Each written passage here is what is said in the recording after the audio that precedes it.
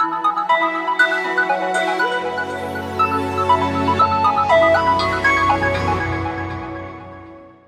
ready. 5 seconds.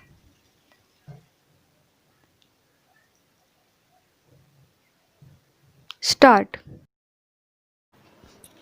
Mr. Deputy Speaker, sir, I stand here with a heavy heart because when this bill was being moved at that time, I repeatedly sought the intervention of the Honorable Speaker, stating that this bill was a new bill and it should be referred to the Standing Committee for consideration.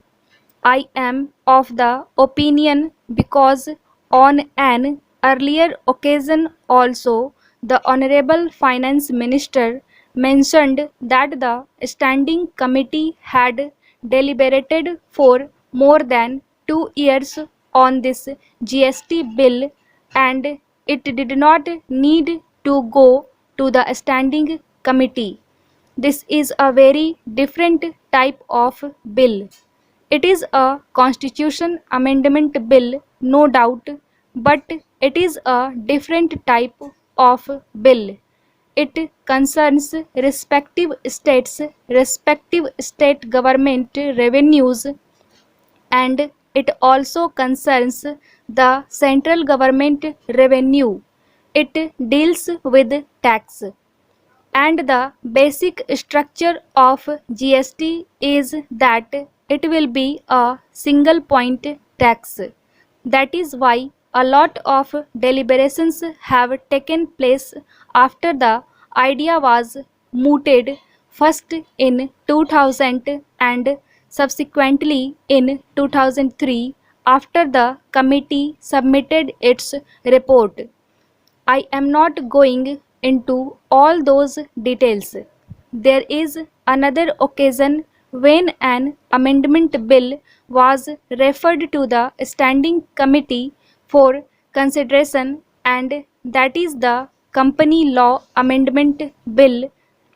The Company Law Amendment Bill was referred to the Standing Committee of Finance for consideration. After deliberation, the committee submitted its report to the Parliament, and the government of the day took cognizance of a large number of suggestions and came out with a number of amendments. But subsequently, the government also came to know that other than the amendments suggested by, because they also discussed with other stakeholders, and some new provisions were also made in the Company Law Amendment Bill. When that bill was again brought before the House, some of us stood up and requested the then Speaker, and subsequently the then Speaker also spoke to the Corporate Affairs Minister, Mr. Moily, who is also a member of this House today, and the government of the day took cognizance of the situation and referred the bill again to the Standing Committee of Finance for reconsideration of the bill. Because it was a bill with new provisions and a lot of amendments, it was referred again. So it is not that once a bill is referred to the Standing Committee, it should not be referred to the committee again. To prove that point, I gave you the instance of the Company Law Amendment Bill, which was referred to the committee a second time, and the committee gave its report. Sir, I would urge that the GST bill is a path-breaking bill. It is a game changer. It is a constitution amendment bill. Therefore, I would again request and impress upon the government to reconsider its stand. This is a new bill. There are a number of provisions in this bill which were not deliberated by the Standing Committee earlier. The empowered committee, of course, with state finance ministers, has taken many issues into consideration.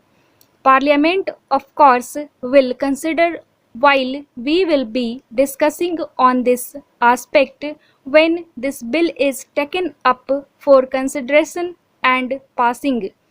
But the standing committee is losing its relevance. In today's newspaper, a news item has come out as to what happened during the last 1 year. A number of bills, and the number is given around 51 bills and ordinances were moved by the government. Many of them have not been referred to the standing committee. Hardly 8 bills have been referred to the Standing Committee. I would not ask the question whether this government is thinking to make the Standing Committee redundant, but the manner in which we are moving gives a wrong signal, as if the Standing Committee is not required. It will lose its relevance.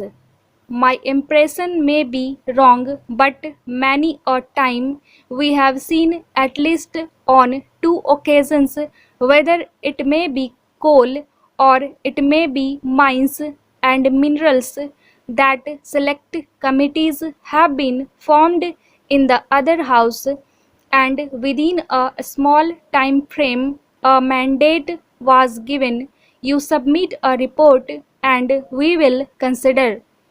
That is how the select committees are being formed. Before the standing committee came into existence, perhaps select committee was the practice. That was before 1993 to 1904, but here is an issue where the members of parliament through a standing committee can deliberate. If you have not referred it during the month of December or January, still I would say that is the time. Give a specific time period to the standing committee. We have monsoon session coming up in the month of July. So in the first week of July, that time frame can be given by the direction of the speaker. Here is a bill before us which we will be deliberating, but it will be better if you refer it to the standing committee. The standing committee's views are not mandatory on the government. They are suggestive in nature.